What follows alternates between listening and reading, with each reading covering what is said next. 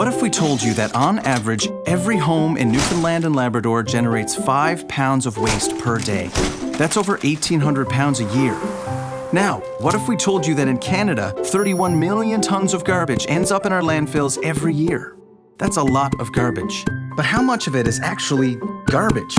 Let's take a look. Believe it or not, a lot of what's in the average household garbage bag can be recycled.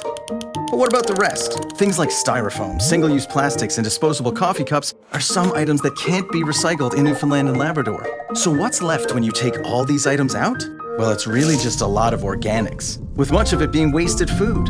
On an annual basis, the average household throws nearly $1,000 worth of food in the garbage. That's over $16 billion worth of food in Canadian landfills every single year. Globally, it's 1/3 of the food supply in the garbage. That's a lot of wasted food, especially considering the energy and resources used to produce it. For example, all that wasted food accounts for 1/4 of global deforestation and guzzles up 1/4 of the world's fresh water use, all for nothing. Oh, and did we mention that organic waste in landfills constitutes 20% of our national methane emissions, a toxic gas 25 times more harmful than carbon dioxide?